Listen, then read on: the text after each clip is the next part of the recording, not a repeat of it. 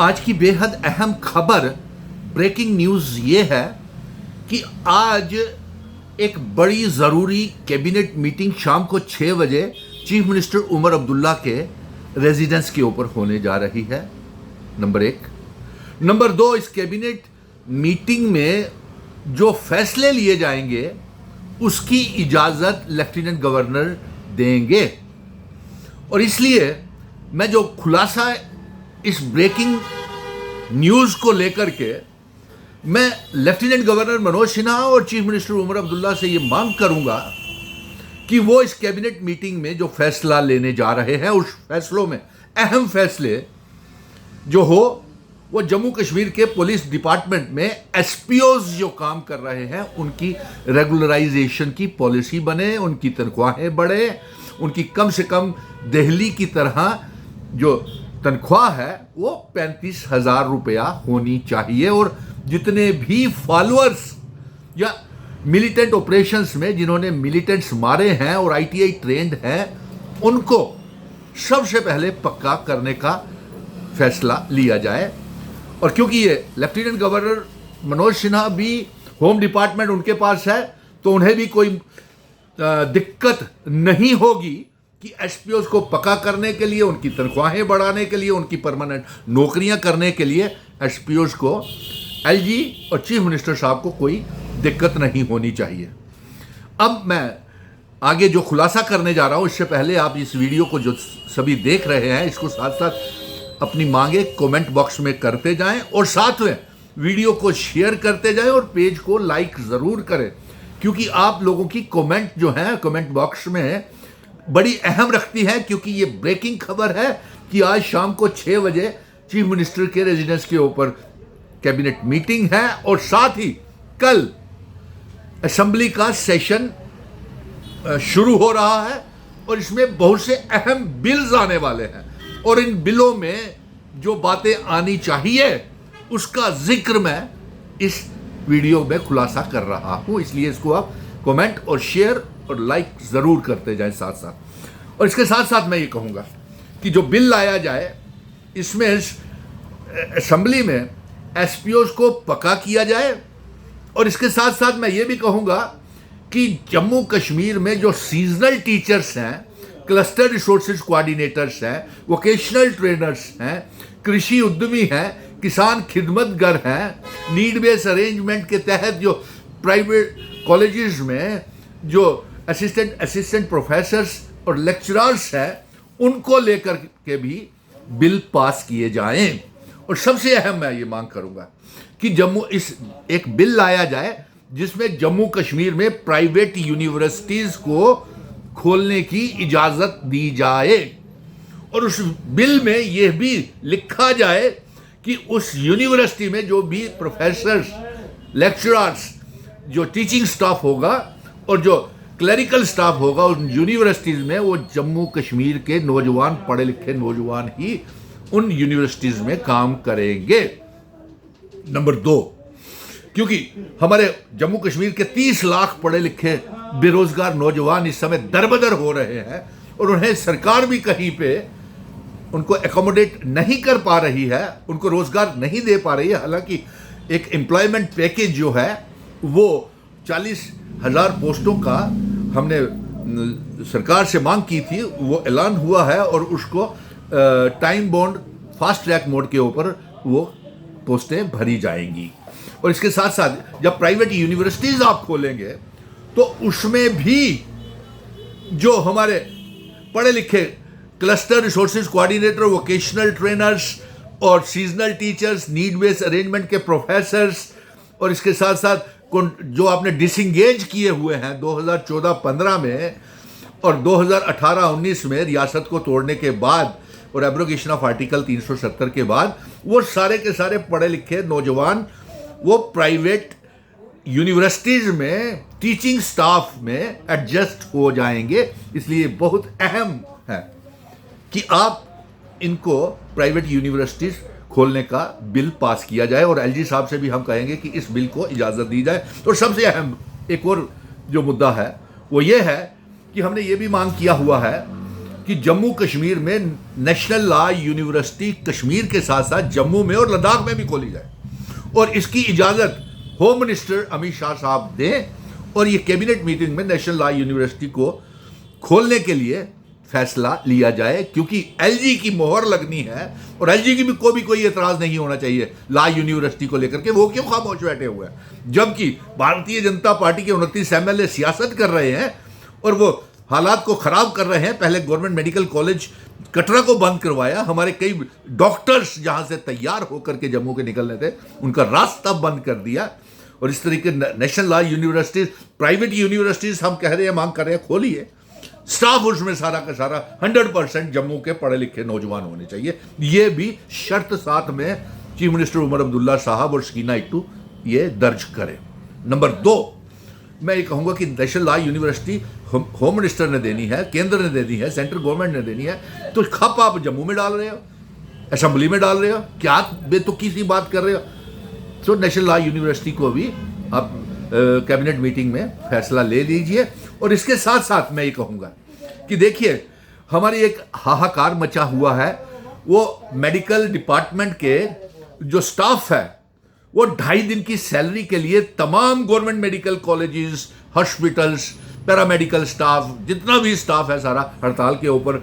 उन्होंने ऐलान कर दिया है कि अगर हमें 1 तारीख तक ये नहीं मिला 2.5 दिन की सैलरी, तो वो फिर 3 दिन के लिए स्ट्राइक के ऊपर चले जाएंगे। इसलिए मैं चीफ मिनिस्टर, हेल्थ मिनिस्टर और एलजी साहब से कहूँगा कि आपने उनका 2.5 दिन का सैलरी बंद की है एलजी साहब, और उस 2.5 दिन की सैलरी को government medical colleges, hospital, medical departments के मुलाजिमों को वो सैलरी रिहा की जाए। कल मैं उनके साथ धरने प्रदर्शनों में बैठा था, इसलिए ये अहम है। और इसके साथ साथ मैं ये कहूँगा कि contingent paid workers, land donors और national youth corps, Rehbare Khel, जंगलात, सेहत और जितने भी हैं, और आंगनवाड़ी वर्कर, आशा वर्कर, इनको टाइम बाउंड मैनर के अंदर टाइम फ्रेम फिक्स कीजिए, ताकि ये land donor, contingent paid worker, mid day meal, ASHA worker, anganwadi worker, home guards 2700 रुपये में काम कर रहे हैं, नेशनल यूथ कॉर्प्स 2700 रुपये में काम कर रहे हैं। कहाँ का इंसाफ है। इनकी तनख्वाहें बढ़ाने के लिए जो आज ब्रेकिंग खबर है कि मीटिंग ले रहे हैं कैबिनेट, और कल असेंबली का सेशन शुरू हो रहा है, तो इनको लेकर के बिल भी लाएं और कैबिनेट में आज ही फैसला ले लीजिए। और एलजी साहब, आप अप्रूवल दीजिए इन तमाम डिमांडों को। आपने अप्रूवल दे दिया, 90 के 90 एमएलए का अलाउंसेस बढ़ा दिए, 1.5 से 3 लाख रुपया तनख्वाह कर दी, सैर सपाटा, TAD के अलाउंसेस दे दिए, घर कारें खरीदने के, मकान बनाने के अलाउंसेस दे दिए। आगे उनके पास कोई कमी है? 1 तारीख को वो जाते हैं, तनख्वाहें अपनी जेब में डालते हैं और बस मौज मस्ती करते हैं, और अवाम बेचारी हाहाकार मचा हुआ है, दरबदर हो रहे हैं सारे सरकारी मुलाजिम। और एक और अहम फैसला है, अफसोस इस बात का है कि मैं कैबिनेट मीटिंग में ये कहूँगा कि जम्मू कश्मीर के मुलाजिमों को सबसे कम पूरे देश में तनख्वाह मिलती है। बड़े अफसोस की बात है, इसलिए तनख्वाहें बढ़ाई जाएँ। और आज कैबिनेट मीटिंग है, तो मैंने ये खास तौर के ऊपर इसको वीडियो को शेयर करते जाएं साथ साथ, और जो शोबे रह गए हैं उनको भी इसमें कमेंट करें वो बच्चे, ताकि उनके लिए बिल जो है, स्पेशली मैं असेंबली में दबाव बना करके तमाम एमएलए से और सरकार से वो बिल इंट्रोड्यूस करवा सकें। इसके साथ साथ मैं ये कहूँगा कि कृषि उद्यमी और बिना तनख्वाह के काम कर रहे हैं उनके बारे में भी किया जाए, और साथ में SRO 202 के तहत जो इंक्रीमेंट्स रुकी हुई हैं मुलाजिमों की, उनको भी शुरू किया जाए।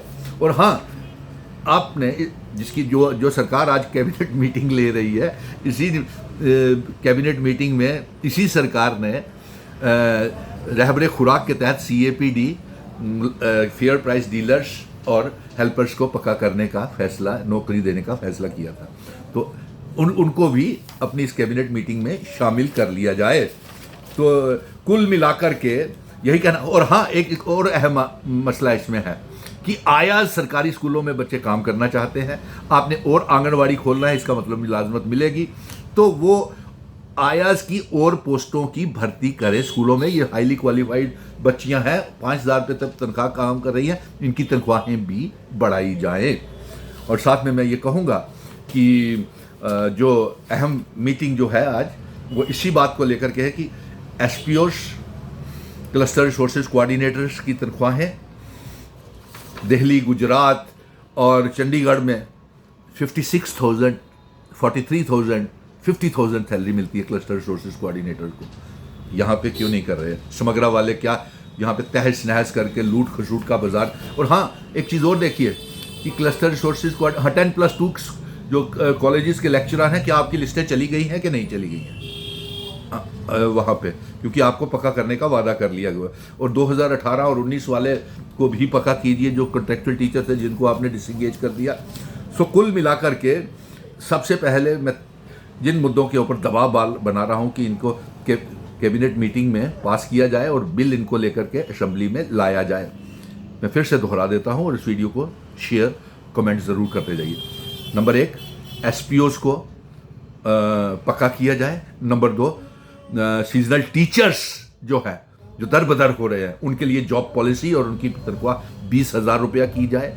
उसके साथ vocational trainer need base arrangement के तहत जो असिस्टेंट प्रोफेसर्स हैं उनको किया जाए और यूनिवर्सिटीज़ खोली जाए जम्मू कश्मीर में ताकि ये हमारे पढ़े लिखे नौजवान वहाँ पे एडजस्ट हो सकें। और जो यूनिवर्सिटीज़ खोली जाए प्राइवेट यूनिवर्सिटीज़, उसमें ये कंडीशन ज़रूर लिखें कि वहाँ पे जितना 100% स्टाफ होगा, टीचिंग स्टाफ, क्लरिकल स्टाफ जितना भी होगा वो जम्मू कश्मीर के नौजवान होंगे, बच्चे होंगे।